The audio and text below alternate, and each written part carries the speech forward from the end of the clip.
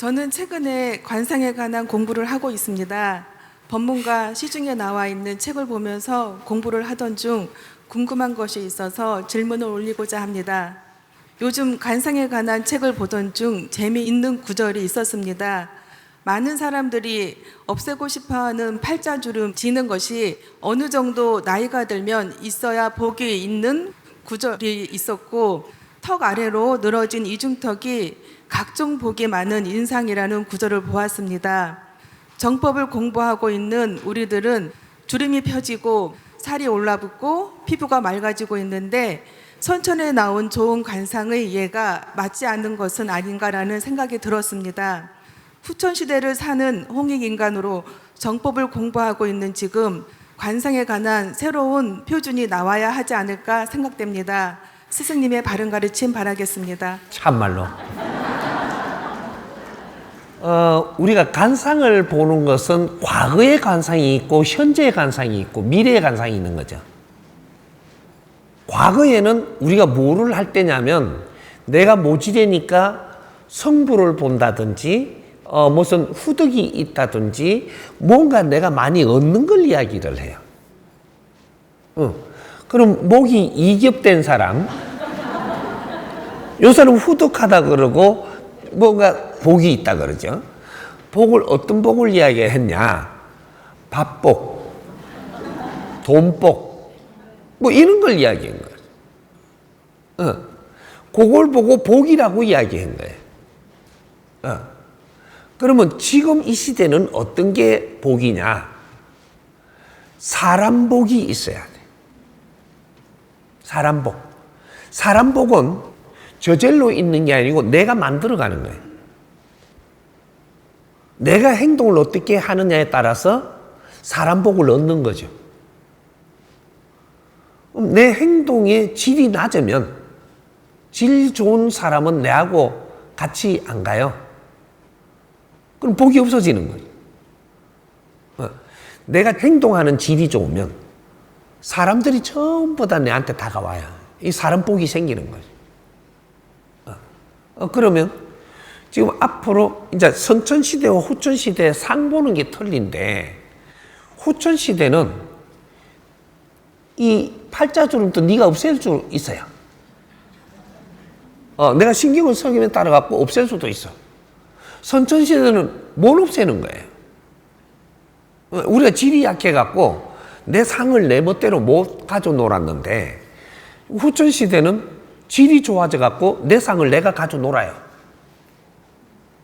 그렇게 요래되면 인자는 후덕복이 아니고 재물복이 아니고 내가 인생을 펼치며 살아간다는 거죠. 내가 얼마나 사람을 이롭게 하며 사느냐. 그러면 돈이 저절로 오죠. 사람을 이롭게 하고 살면 돈은 저절로 와요. 내가 펼치는 이는 노하우가 사람을 이롭게 하면서 펼치고 있으면 나는 인기가 있고 돈은 저절로 온단 말이죠. 그게 돈을 내가 움직이는 거지. 인자는 복을 가만히 있어도 올 때는 끝났다라는 거죠. 가만히 있는데 복이 온다? 우리 지식인이 생각을 해보세요. 가만히 있는데 복이 온다. 무식할 때 이야기입니다. 무식할 때 목이 이중만 돼도 복이 와요. 무식할 때 주름이 지어도 복이 온다니까. 우리 지식사회에서는 내가 펼치는 데에 신경을 쓰는 거죠. 펼치는 데. 펼치기 위해서는 팔자주름도 좀 없애고 없어지는 게 좋고, 요 이중턱이 삼중턱 되면 복이 더 오겠네. 이걸 없애야 내가 펼치기가 좋아지고 거기서 경제가 일어나고 환경들은 좋아지는 거죠. 가꾸세요. 가꿀 수 있는 힘을 주고 환경을 줬는데 못 가꾸면 덩신이라고 이야기해요. 덩신. 아니, 자연이 가꿀 수 있는 환경을 줬는데도 못 가꾸면 그런 덩신이라고 하는 거예요. 예? 이제부터 가꾸어요. 가꾸고 뭔가 엄청 변화는 시키지 말고 조금씩 조정해가며 가꾸어가며 가라. 그게 눈이 안 째져서 살짝 이렇게 가. 이제 좋은 세상이에요. 예? 뭐든지 과거에 우리가 쓰던 데에서 거기서 맥히지 마라. 붙들리지 말아라. 예? 우리가 과거에 붙들린 게 또 있죠. 우리가 어디 의지하러 가다 보니까 우리한테 겁을 줬어요. 너 이제 지옥 가려면 그렇게 살으라고.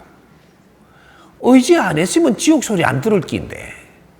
의지하고 가다 보니까 지옥을 가르쳐 주네. 나는 지옥에 붙들리가 사는 거예요. 지옥 안 가려고. 의지하러 안 갔으면 지옥이 안 나왔을 거 아니에요.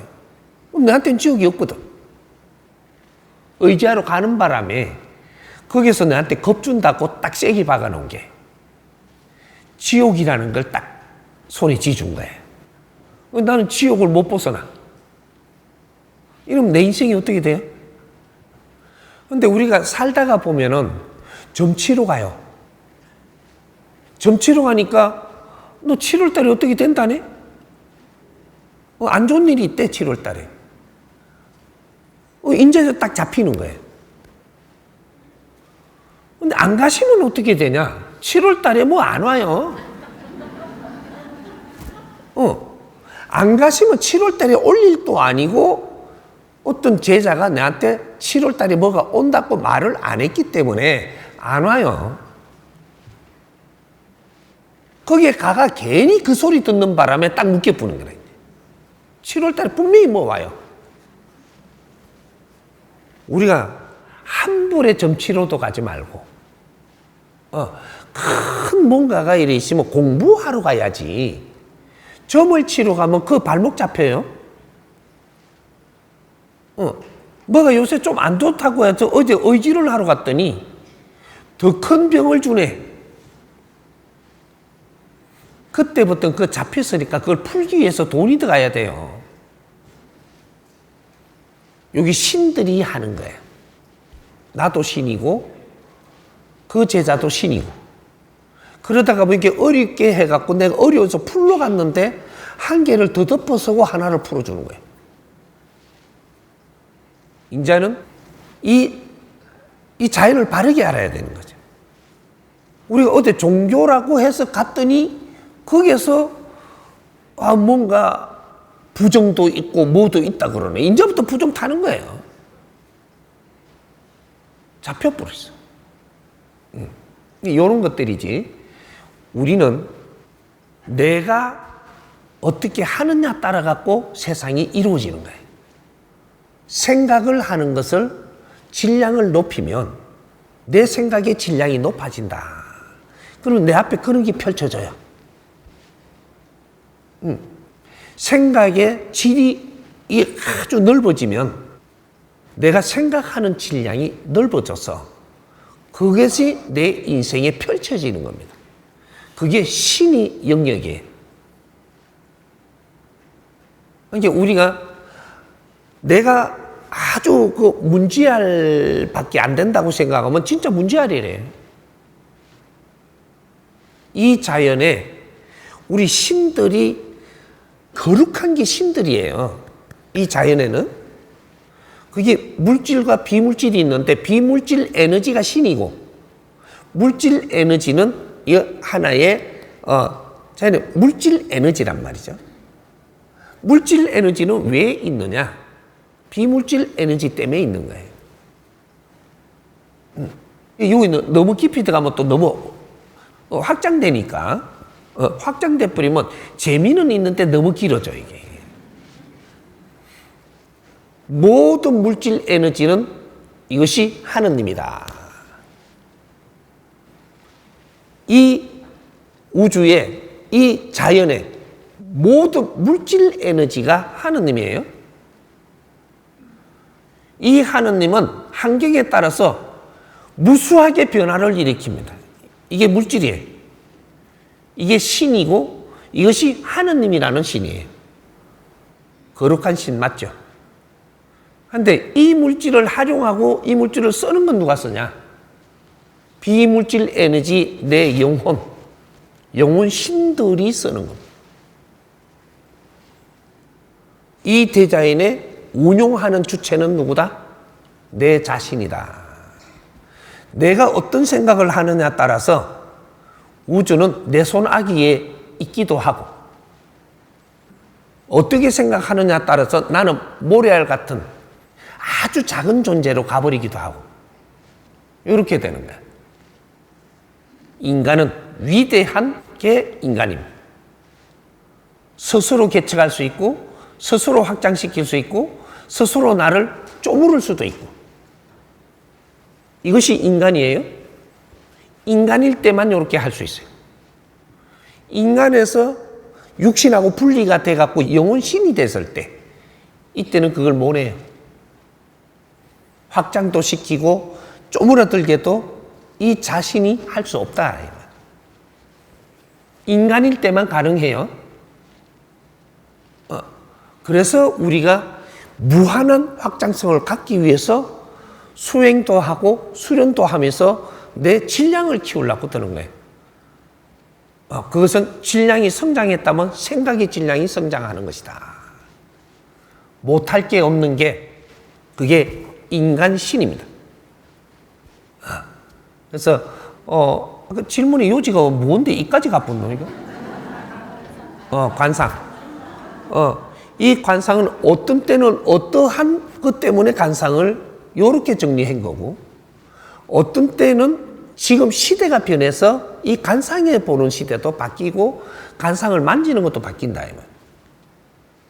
과거에 우리가 질량이 약할 때는 우리 국민들의 우리 선조님들은 우리 민족은 이 몸에 칼 대면 안 될 때가 있었어요.